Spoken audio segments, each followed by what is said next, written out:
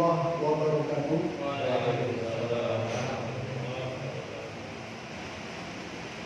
Alhamdulillah, alhamdulillah.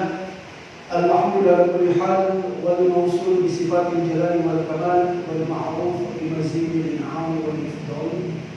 Asyhadu annahu la ilaha illa hu dzul 'azamah wa dzul jalal wal ladzi khalaqa al-'arda wal jibal wa qassama al-insana ila as-sabiqin wa ashabil yamin wash shimal wa ja'ala al-qur'ana nuran wa hudan biduni ma'al. Salatan wa salaman daimain mutalazimain ala man ladayhi khairul a'mal wa kana li ashabihi wal ummati khairul iqbal wa kana fi yadayhi dunya awwal ajyal wa hufizatul diman wal amwal wa huwa nabiyyu Muhammad sallallahu alaihi wasallam mizan. Qala Allah ta'ala fil Qur'anil Karim ba'da an a'udzu billahi minasy syaithanir rajim.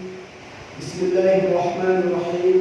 Ya ayyuhalladzina amanu taqullaha haqqa tuqatih wa la tamutunna illa wa antum muslimun. Wa qala Rasulullah sallallahu alaihi wasallam, ittaqillaha haitsu ma kunta wa atbi'is sayyi'atal hasanata tamhuha wa khaliqin nasa bi khuluqin hasanin. Shadaqallahu wa shadaqa rasulih. Jemaah rahimakumullah, bulan yang lalu kita telah menyelesaikan hadis pertama, yaitu tentang amal yang tergantung niat. Perlu kita berhati-hati agar jangan sampai melencengnya niat kita, maka amalan yang kita lakukan dengan segala jerih payah kita menjadi sia-sia di mata Allah Subhanahu wa taala. Tidak hanya itu, amalan yang salah niatnya tidak hanya tertolak, akan tetapi justru akan menjebloskan kita ke dalam neraka yang Allah. Ini yang paling berbahaya. Kalau sekedar tertolak, mungkin masih bisa kita upayakan di waktu yang lain.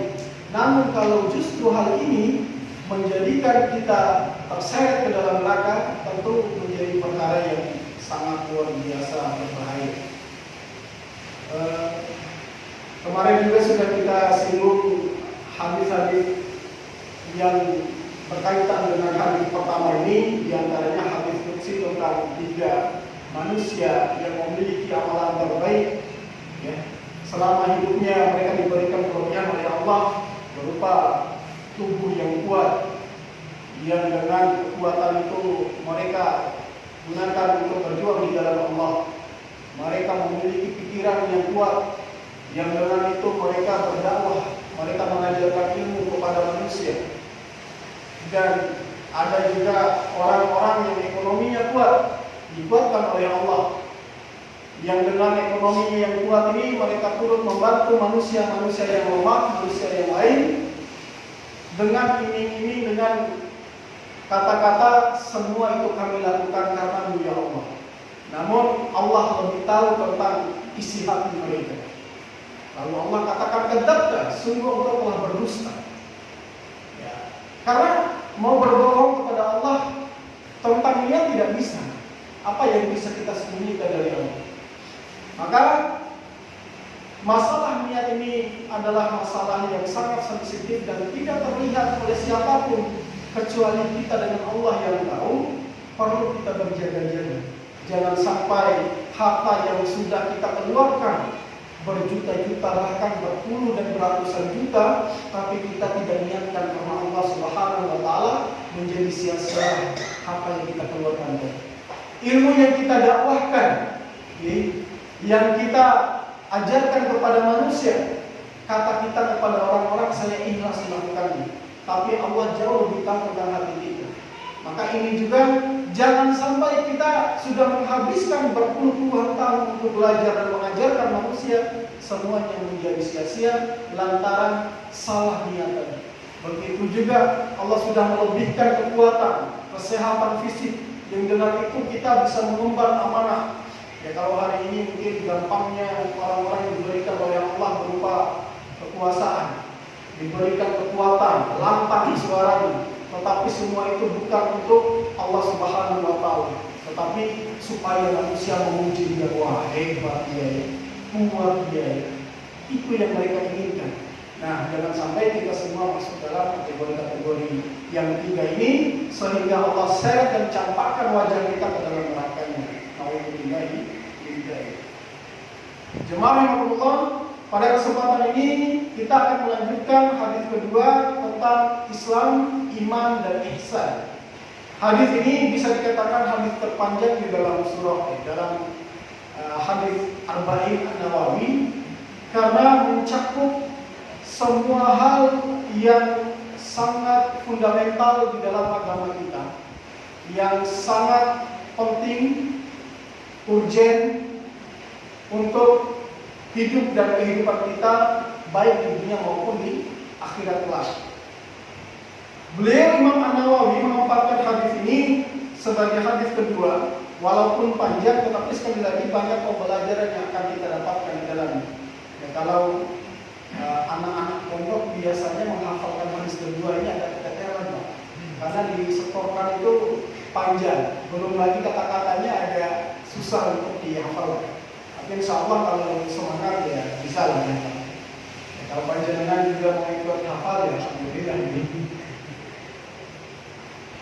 An Umar radhiyallahu anhu aidan qala bainama nahnu julusun 'inda Rasulillah sallallahu alaihi wasallam ذات يوم اطلع علينا رجل شديد بياض الثياب شديد سواد الشعر لا يرى عليه أثر السفر ولا يعرفه منا أحد حتى جلس إلى النبي صلى الله عليه وسلم فأسند ركبتيه إلى ركبتيه ووضع كفيه على فخذيه وقال يا محمد أخبرني عن الإسلام فقال رسول الله صلى الله عليه وسلم الإسلام أن تشهد أن لا إله إلا الله وأن محمدا رسول الله صلى الله عليه وسلم وتقيم الصلاة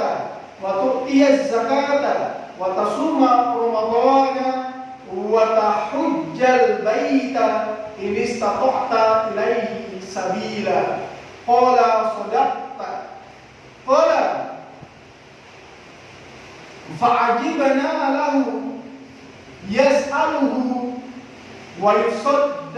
ويصدقه قال فأخبرني عن الإيمان قال أن تؤمن بالله وملائكته وكتبه ورسله واليوم الآخر وتؤمن بالقدر خيره وشره قال صدقت قال فأخبرني عن الإحسان قال أن تعبد الله كأنك تراه فإن لم تكن تراه فإنه يراك قال فأخبرني عن الساعة قال ما المسؤول عنها بأعلم من السائل قال فأخبرني عن أمارتها قال أن تلد الأمة ربتها وأن ترى الحفاة العراة العالة رعاء الشاء يتطاولون في البنيان قال ثم انطلق فلبثت مليا ثم قال لي يا عمر أتدري من السائل قلت الله ورسوله أعلم قال فإنه جبريل أتاكم يعلمكم دينكم. Panjang sekali Pak. Kalau disetorkan juga lumayan benar. An Umar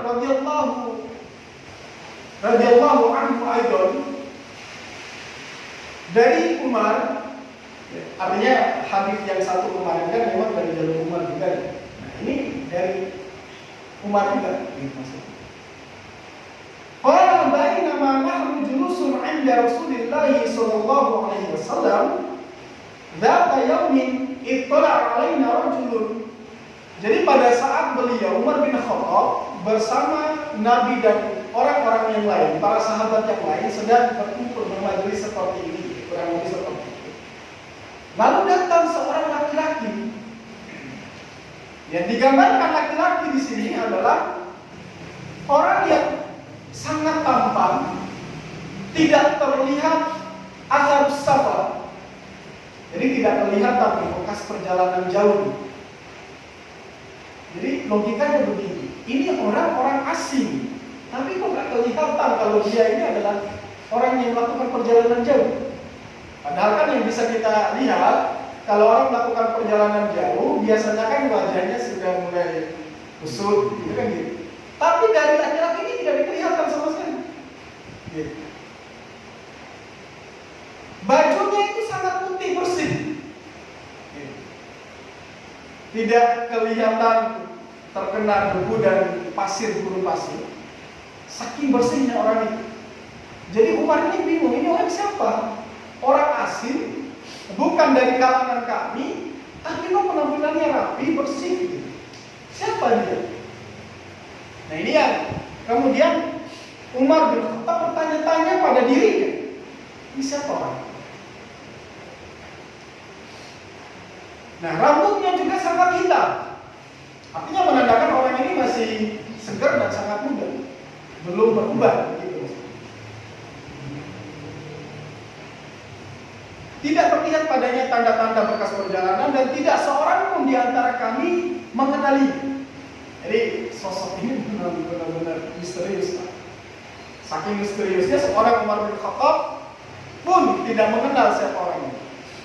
Kemudian beliau, laki-laki yang datang ini, duduk tepat di hadapannya Rasulullah SAW. Fa'asnada rukbatayhi ila rukbatayhi. Jadi dua lututnya ini dihadapkan kepada lututnya Rasulullah. Jadi duduknya sangat dekat sekali. Jadi antara lutut beliau dengan lutut Rasulullah itu nempel. Wa wada'a kaffayhi ala fakhidayhi. Kemudian dua telapak tangannya diletakkan di atas pahanya Rasulullah. Jadi orang itu kalau datang menemui Rasulullah, ini siapa? Enggak kami kenal. Kok tiba-tiba duduknya paling dekat dengan Rasulullah? Siapa orang ini ya? Menimbulkan tanda tanya. Namun para sahabat yang lain mendengarkan betul apa yang menjadi pembicaraan antara laki-laki ini dengan Nabi Muhammad SAW. Menariknya itu di situ. Umar bin Khattab terkaget-kaget. Nah ini orang baru datang, tak kami kenali, tiba-tiba duduk di hadapan Rasulullah, kemudian mencecar Rasulullah dengan pertanyaan-pertanyaan. Gitu. Mula-mula beliau bertanya, ya Muhammad, wahai Muhammad, akhbirni anil Islam. Ya, kabari aku, ceritakan kepadaku atau beritahu aku apa itu Islam.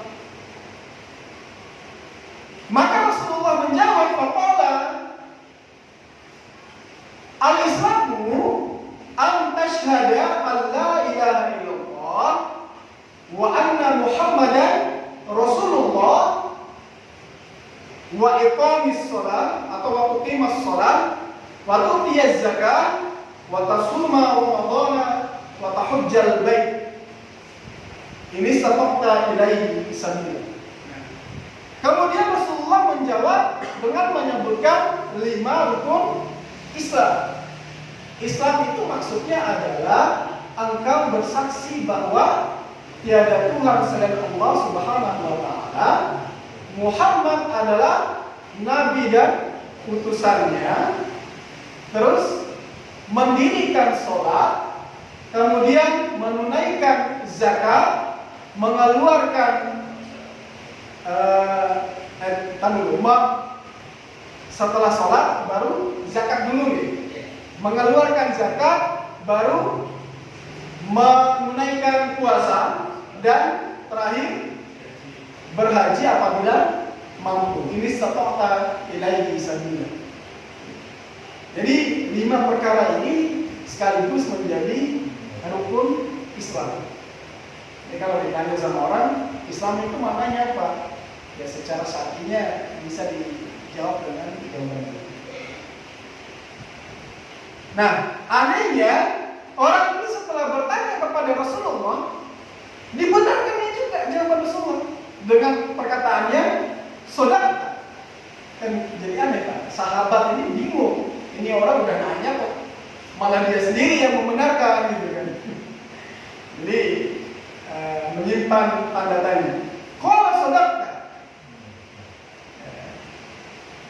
Qala fa'ajibna lahu yas'aluhu wa yusaddiquhu. Ya kami kaget gitu. Ya ajib itu takjub. Yang merasa terheran-heran. Nah, orang ini gimana sih udah nanya kok dia sendiri yang membenarkan gitu kan. Ya, itu hal yang wajar. Bisa saja terjadi pada siapapun. Qala fa akhbirni 'anil iman. Ya. Kabari aku tentang apa itu iman. Qala, maka beliau Nabi Muhammad SAW menjawab, antumina billahi wa malaikatihi wa kutubihi wa rusulihi wal yaumil akhir wa tu'mina bil qadari khairihi wa syarrihi. Ini juga menjadi rukun iman juga. Rasulullah menjawab, engkau beriman kepada Allah, para malaikatnya, kitab-kitabnya, rasul-rasulnya, dan juga kepada yaumil akhir dan qadar dan qadar khairihi wa syarrihi. Orang ini menjawab lagi, qala sadaqta. Ya, engkau benar. Nanti tambah perasaan sahabat-sahabat yang lain. Ini orang gimana sudah nanya jawab lagi ini. Apa udah nanya membenarkan lagi ini. Kemudian beliau berkata lagi, fa akhbirni 'anil ihsan. Kabari aku tentang apa itu ihsan. Beliau menjawab, maksudnya Nabi Muhammad menjawab, anta'budallah ka'annaka tarahu. Fa in lam takun tarahu fa innahu yarahu. Engkau beribadah kepada Allah itu seakan-akan engkau melihatnya. Fa in lam takun tarahu, apabila engkau belum mampu untuk melihatnya, ya yakinlah seakan-akan engkau bisa melihat Allah. Nah, ini definisi dari ihsan yang diungkapkan oleh Rasulullah SAW. Kemudian beliau bertanya lagi, fa akhbirni 'anis sa'ah. Ya, kalau begitu coba jelaskan kepada saya apa itu hari kiamat. As-sa'ah. Ya, sa'ah itu banyak artinya. As-sa'ah jam dini, as-sa'ah jam itu juga sa'ah namanya. Cuma as-sa'ah di sini maksudnya apa itu kiamat? Qala, maka Nabi Muhammad menjawab, mal mas'ulu anha bi'alama minas sa'il. Ya, tidaklah orang yang ditanya lebih tahu dari orang yang bertanya. Jawaban Rasulullah sesimpel itu. Karena mengapa? Perkara kiamat itu termasuk perkara gaib, yang mana perkara gaib itu hanya Allah Subhanahu wa taala yang mengetahui. Tidaklah kita diberikan pemahaman tentang hal-hal yang gaib, melainkan hanya sedikit saja. Ini di antara kita tidak ada satupun yang tahu kapan kita meninggal. Begitu juga tentang datangnya hari kiamat. Maka dengan bijak Rasulullah menjawab, mal mas'ul anha bi'alama minas sa'i. Tidaklah orang yang ditanya terhadap perkara ini lebih tahu daripada orang yang bertanya. Qala fa akhbirni 'an amaratiha. Ya kalau begitu coba kamu tunjukkan apa saja tanda-tanda. Qala, maka Rasulullah menjawab, antalidal antalidal amatu rabbataha wa antaral hufatal urata al-ala ri'a asy-sya'i yatatawwaluna fil bunyan. Ini saya agak susah untuk menjelaskan perkataan ini. Seorang budak melahirkan tuannya. Di dalam penjelasannya, kalimat ini bermakna dua. Yang pertama, bisa saja nanti ketika jelang datangnya hari kiamat, para penguasa itu suka menggauli banyak wanita. Tidak peduli siapa wanita itu, hatta dia adalah budaknya sendiri. Sehingga dari rahim budak ini lahirlah anak yang kemudian diangkat menjadi tuan untuk budak ini lagi. Jadi kan anehnya sampai seperti itu. Ini makna pertama. Makna yang kedua adalah ketika di akhir zaman kelak ada kemungkinan anak-anak menjadi tuan bagi orang tuanya sendiri. Maksudnya, saking kurang ajar dan durhakanya anak pada zaman itu, mereka sudah tidak ada yang menghormati orang tua mereka lagi. Mereka menjadikan orang tuanya sebagai budak mereka sendiri. Dan mungkin hari ini sudah nampak juga alamat-alamat seperti itu. Ada anak yang mohon maaf karena karirnya bagus, ekonominya baik, orang tuanya diperlakukan tidak manusiawi. Sehingga masuk pada makna yang kedua dari istilah budak melahirkan tuan. Dan alhamdulillah semoga kita dijauhkan dari hal-hal seperti itu.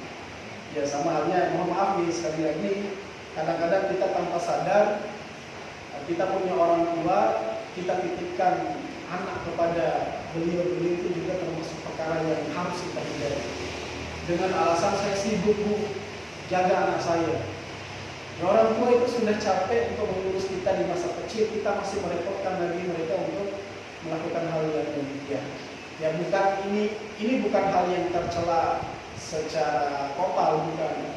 Dalam artian kita juga menjaga perasaan orang tua, kita perlu menjaga kebahagiaan mereka, perjuangan mereka untuk merawat kita segera cukup berat nih. Ini sebagai hati-hatian saja. Ini yang pertama. Wa antarul hufata al-urata al-alam ri'a asya'i yatatawaluna fil bunyan. Nah, kalau makna yang ini saya bacakan saja di sini. Orang yang tidak beralas kaki, tidak berbaju, miskin, dan mereka adalah para penggembala. Lalu di akhir zaman nanti mereka berlomba-lomba meninggikan bangunan. Jadi maksudnya pada zaman itu orang-orang ini sudah tidak mengenal dia miskin atau kaya, tapi mereka mampu untuk berlomba-lomba mengejar dunia, sehingga terwujud dengan bangunan-bangunan mereka yang tinggi-tinggi. Ini yang kemudian disinggung di dalam hadis ini. Kemudian beliau, maksudnya laki-laki yang datang tadi, pergi. Summan talaqa falabithu maliya. Ya, beliau pergi.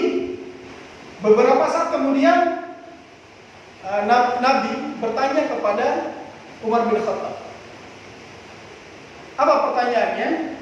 Qala li ya Umar atadri manis sa'i. Wahai Umar, kamu tahu tidak laki-laki yang datang barusan itu siapa? Maka apa kata Umar bin Khattab? Allahu wa rasuluhu a'lam. Allah dan Rasulnya yang lebih tahu. Ya, karena memang Umar bin Khattab tidak mengenalnya gitu. Mau asal jawab nanti kalau salah bisa repot juga. Qala fa innahu Jibril.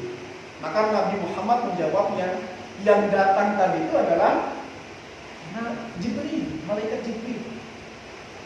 Atakum yu'allimukum dinakum.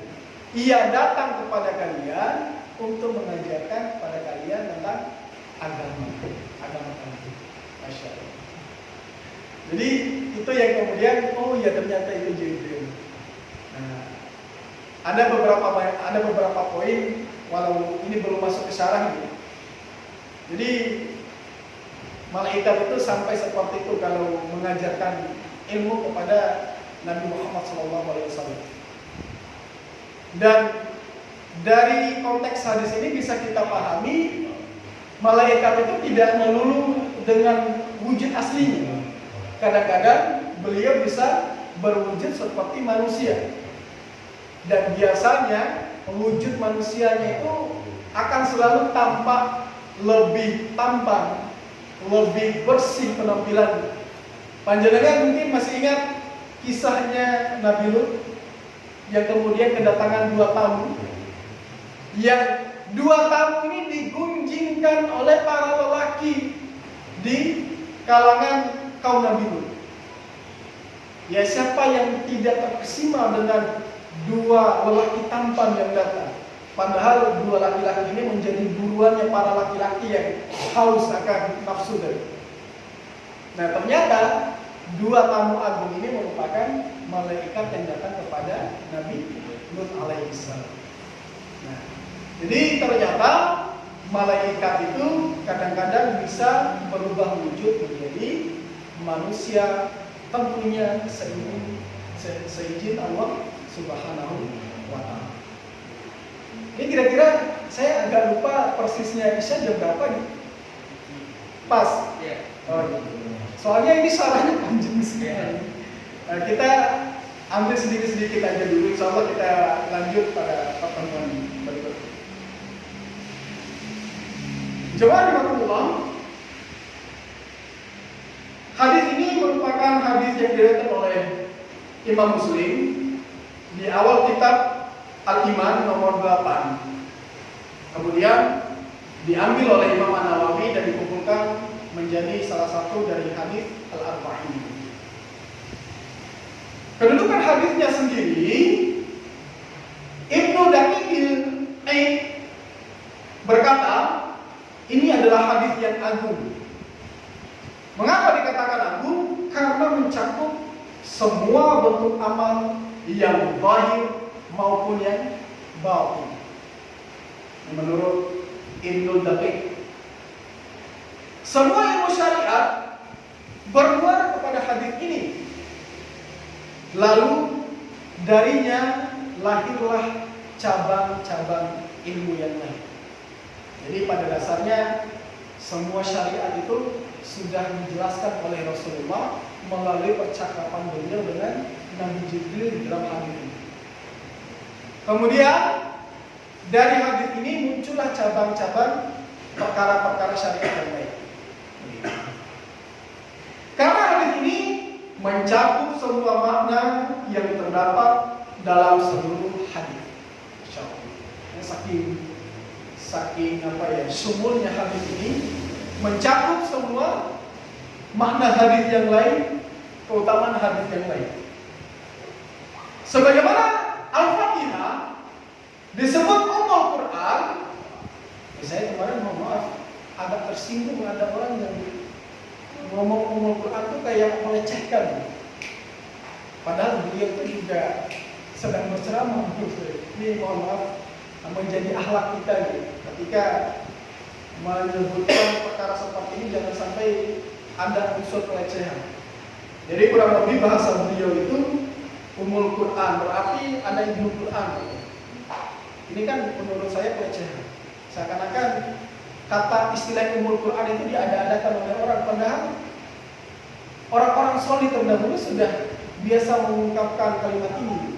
Saya kaget orang ini, menurut saya orang yang berilmu, tapi kok ketika ditanya tentang penamaan Ummul Quran terhadap Al-Fatihah, kok bahasanya seperti itu.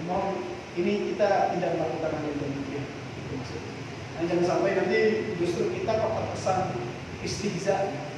Karena setelah beliau katakan Ummul Quran berarti Al-Quran itu punya anak-anak Al-Quran. Ini perkara yang melecehkan. Jadi beliau mengambil istilah sebagaimana Al-Fatihah disebut Ummul Quran, induk Al-Quran, karena mencakup semua makna yang terdapat di dalam Al-Quran. Jadi kesemuaan yang terdapat di dalam Al-Quran itu terwakilkan di dalam surat Al-Fatihah. Makanya disebut sebagai Ummul Quran. Nah, kalau dikatakan ini adalah Ummul Hadis, bukan berarti hadis itu punya anak begitu. Tapi ini semacam disebut sebagai induk, bahwa hadis ini mencakup semua hadis-hadis yang lain. Seakan-akan semua pembahasan baik ilmu maupun syariat sudah tercakup di dalam satu hadis yang panjang ini. Insyaallah.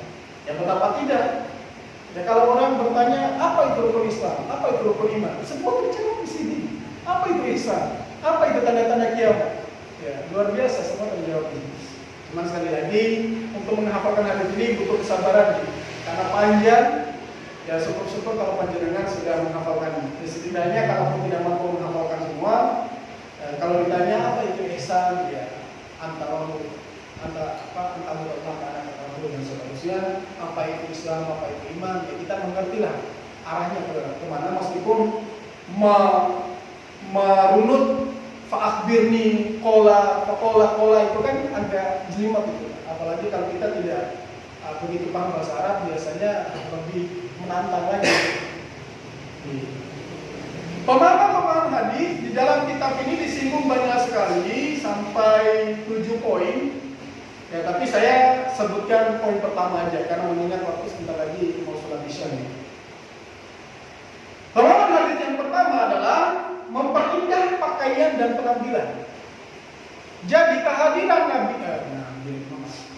kehadiran malaikat Jibril di tengah-tengah Nabi dan para sahabat tadi dengan luar biasanya pakaian beliau, rambut beliau yang tampak rapi, hitam, wajah beliau yang tampak bersih, tidak ada tanda-tanda orang yang capek lelah.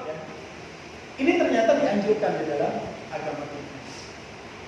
Penampilan Jibril tadi menjadi dalil untuk kita memerhatikan penampilan. Cuman kalau kita kaitkan dengan pembahasan beliau Ibnu Qudamah, boleh saja kita memerhatikan perkara ini.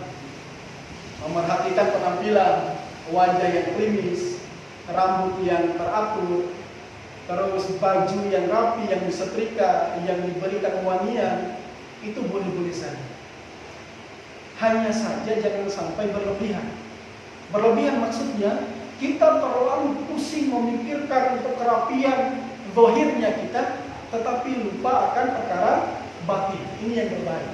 Jadi dalam kitab Minhajul Qasidin di bab keduanya tentang tohara itu sangat disindir sekali, Pak. Ya, orang-orang yang terlalu menyibukkan diri dengan urusan penampilan, tetapi lupa menata hatinya, tentu ini bukan perkara yang benar. Tugas kita yang pertama adalah memperbaiki qalbu kita, hati kita, baru setelah itu memperbaiki penampilan. Dan pembahasan beliau di sana bukan berarti kita tidak boleh untuk merawat. Kembali ke intinya tadi, perbaiki, tata dulu hatimu, baru engkau memperhatikan penampilan. Nah, dalam hadis ini diperkuat lagi bahwa memperindah pakaian dan penampilan itu adalah sebuah anjuran. Karena yang kita tahu Nabi Muhammad SAW beserta istrinya dan para sahabat adalah orang-orang yang senantiasa menjaga kebersihan. Tidak kita pernah dapatkan bahwa Rasulullah itu adalah orang yang jorok, tidak satu pun dalil yang mengatakan tentang itu. Tidak kita pernah dapatkan penjelasan bahwa Rasulullah memuji orang-orang yang jorok, tidak ada juga. Kalau sederhana, waro terhadap dunia memang ada. Tapi waro itu kan tidak selalu berarti kita wajahnya harus kusut dan yang lain. Nah, di sini artinya kalau misalnya panjenengan mau melakukan perawatan, yang monggo aja gitu. Ibu-ibu mungkin untuk membahagiakan suaminya beli perawatan, apa namanya istilahnya, glowing itu ya monggo, tidak ada larangan. Cuman sekali lagi jangan sampai kita hanya berfokus untuk menata penampilan tetapi lupa untuk menata hati. Ini saja yang menjadi catatan yang perlu kita ingat terus. Jadi kalau nuntut sama bapak di rumah, Pak, ini skincare tuh sudah habis, ya minta tidak apa-apa. Kalau bapaknya kuat membeli ya monggo, tidak ada larangan. Karena itu toh juga akan menambah kebahagiaan, ya itu baik. Selagi tidak digunakan untuk hal yang salah. Karena kadang-kadang, mohon maaf nih, tujuan kita memperbaiki penampilan itu bukan untuk membahagiakan suami, malah untuk ditunjukkan kepada orang yang bukan mahram kita. Alhamdulillah. Tentu bukan itu yang menjadi pembahasan kita. Merawat tubuh, merawat penampilan itu untuk membahagiakan pasangan. Jadi poin yang pertama, memperindah pakaian dan penampilan. Disunahkan memakai pakaian yang bersih dan memakai wangi-wangian ketika masuk masjid. Ini syarat dari beliau Imam Nawawi. Menghadiri majelis ilmu dan sopan ketika berhadapan dengan para ulama. Ini para ulama, Pak, saya bukan ulama. Jadi maksudnya begini, adab seorang penuntut ilmu itu memang harus dijunjung tinggi. Kalau kita mempelajari kitab Ta'limul Muta'allim itu, Masya Allah, ngeri Pak. Saya sampai garuk-garuk kepala, serius. Mengapa hal itu terjadi? Aduh, ini berat sekali terjadi. Kita terhadap guru itu memang harus menjunjung tinggi adab. Sampai di dalam penjelasan kitab itu terhadap anaknya. Ini misalnya ustadz atau guru punya anak mungkin umur 3-4 tahun. Saking hormatnya, taklimnya murid terdahulu itu melihat anak umur 3-4 tahun lewat itu pada hormat dan tunduk. Maksudnya dalam artian mereka tidak berani macam-macam. Saking mereka menghargai guru dan keturunan. Wah, ini saya bilang repot, susah untuk kita lakukan. Tapi memang ini adab. Jadi ada seorang anak ulama pada zaman dulu itu, dia berlalu lalang karena namanya anak itu kan majelis seperti ini kan, sesuka dia keluar, masuk kan gitu.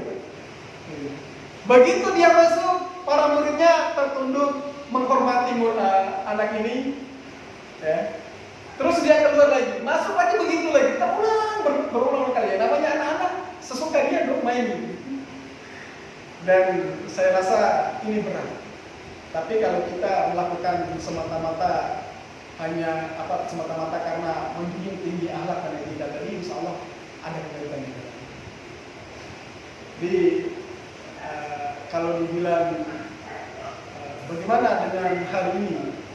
Ya, hari ini walau juga karena gini ya, ada perbedaan sih antara ulama terdahulu dengan orang-orang yang berilmu hari ini.